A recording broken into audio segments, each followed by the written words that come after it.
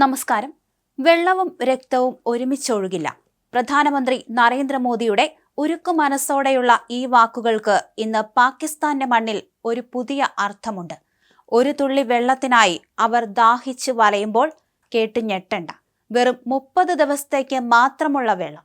ഇതാണിപ്പോൾ അയൽരാജ്യത്തെ ഉറക്കം കെടുത്തുന്ന യാഥാർത്ഥ്യം. പാകിസ്ഥാന്റെ ജീവനാഡിയായ സിന്ധു നദിയിലെ വെള്ളം ഇന്ത്യ നിർത്തിയതോടെയാണ് ഈ വെള്ള ബോംബ് പൊട്ടിയത്. ഒരു കാലത്ത് സമൃദ്ധമായി ഒഴുകിയിരുന്ന സിന്ധു ജലം, ചിനാബ് നദികളിലെ ജലത്തെ ആശ്രയിച്ച് കുളിർമയോടെ നിന്ന പാകിസ്ഥാന്റെ അവസ്ഥ ഇന്ന് ദയനീയമാണ്.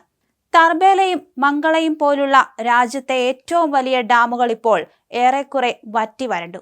വെറും മണൽ കൂനകൾ പോലെ. സിന്ധു നദീജല കരാർ പ്രകാരം ഇന്ത്യ നൽകിയിരുന്ന വെള്ളത്തെയായിരുന്നു പാകിസ്ഥാന്റെ കാർഷിക മേഖലയുടെ 85-90% ആശ്രയിച്ചിരുന്നത്.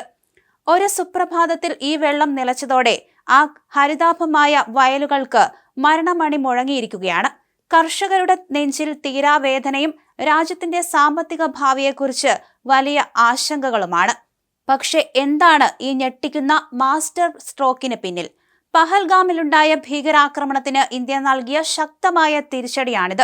ഭീകരവാദം പൂർണ്ണമായും അവസാനിപ്പിക്കാതെ സിന്ധു നദീജല കരാർ പ്രകാരമുള്ള ജലവിതരണം പുനഃസ്ഥാപിക്കില്ലെന്ന ഉറച്ച നിലപാടിലാണ് ഇന്ത്യ. ഭീകരവാദത്തെ സ്വന്തം നയമായി സ്വീകരിക്കുന്നിടത്തോളം കാലം ഈ വെള്ളമൊഴുക്ക് പുനരാരംഭിക്കില്ല എന്ന് ഇന്ത്യ ഒരിഞ്ച് പോലും പിന്നോട്ട് പോകാതെ വ്യക്തമാക്കിയിട്ടുണ്ട്. വെള്ളം നിലച്ചതോടെ പാകിസ്ഥാൻ അന്താരാഷ്ട്ര വേദികളിൽ പരാതികളുടെ പ്രളയം തീർത്തു. UN രക്ഷാസമിതി, organisation of Islamic cooperation, Shanghai സഹകരണ കൗൺസിൽ തുടങ്ങി ഒട്ടുമിക്ക വേദികളിലും ഇന്ത്യക്കെതിരെ അവർ രോഷം കൊണ്ടു. ഇന്ത്യ വെള്ളത്തെ ഒരു ആയുധമാക്കി മാറ്റുന്നു എന്ന് അവർ ആരോപിച്ചു. ഇന്ത്യയുടെ നടപടി ഒരു യുദ്ധപ്രഖ്യാപനമായി പോലും വിശേഷിപ്പിച്ചു. അവരുടെ ഈ കഥയില്ലാത്ത കരച്ചിലുകൾ പക്ഷേ ഇന്ത്യയെ ഒട്ടും കൂസാക്കിയില്ല. ഇന്ത്യ തന്റെ നിലപാട് ആവർത്തിച്ചു. പാകിസ്ഥാൻ സ്വന്തം മണ്ണിലെ ഭീകരവാദ ക്യാമ്പുകൾ നശിപ്പിക്കണം, ഭീകരവാദ നയം ഉപേക്ഷിക്കണം. 1993 മുംബൈ സ്ഫോടനം, 26/11 മുംബൈ ഭീകരാക്രമണം, ഉറി, പഠാൻകോട്ട്, പുൽവാമ എന്നിവിടങ്ങളിലുണ്ടായ ഭീകരാക്രമണങ്ങൾ. പാകിസ്ഥാന്റെ ഭീകരവാദ ചരിത്രം ഇന്ത്യ ഒന്നൊന്നായി അന്താരാഷ്ട്ര സമൂഹത്തിന് മുന്നിൽ ചൂണ്ടിക്കാണിച്ചു. വെള്ളത്തിനായി ദാഹിച്ചു വലയുമ്പോൾ പോലും ഭീകരവാദത്തെ കൈവിടാൻ പാകിസ്ഥാൻ തയ്യാറാകുമോ? അതോ ഇന്ത്യയുടെ ഈ സിന്ധു ബോംബ് അവരെ മാറ്റി ചിന്തിപ്പിക്കുമോ? ലോകം മുഴുവൻ ഉറ്റുനോക്കുകയാണ് ഈ പ്രതിസന്ധിയുടെ അടുത്ത അധ്യായത്തിനായി. അതേസമയം ഓപ്പറേഷൻ സിന്ദൂറിനൊടുവിൽ വെടിനിർത്തൽ പ്രാബല്യത്തിൽ വന്നെങ്കിലും അത്ര ശാന്തമല്ല ഇന്ത്യ പാക് ബോർഡർ. അതിർത്തി കടന്നുള്ള പാകിസ്ഥാന്റെ സാഹസങ്ങളാണ് പലപ്പോഴും നിയന്ത്രണ രേഖയെ സംഘർഷഭരിതമാക്കുന്നത്.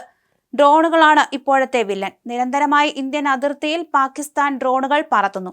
കഴിഞ്ഞ ഏതാനും ദിവസങ്ങളായി ജമ്മുകാശ്മീരിലെ പൂഞ്ച്, സാംബ സെക്ടറുകളിൽ പാക് ഡ്രോണുകൾ ഇരമ്പുകയാണ്. ലൈറ്റുകൾ തെളിയിച്ച് താഴ്ന്നു പറക്കുന്ന മിന്നാമിനുങ്ങുകളെ അനുസ്മരിപ്പിക്കുന്ന ഇവ ചാവേർ ഡ്രോണുകളല്ലെന്നാണ് പ്രതിരോധ വിദഗ്ധർ പറയുന്നത്. എന്തായാലും ഇന്ത്യൻ സൈന്യം അതീവ ജാഗ്രതയിലാണ്.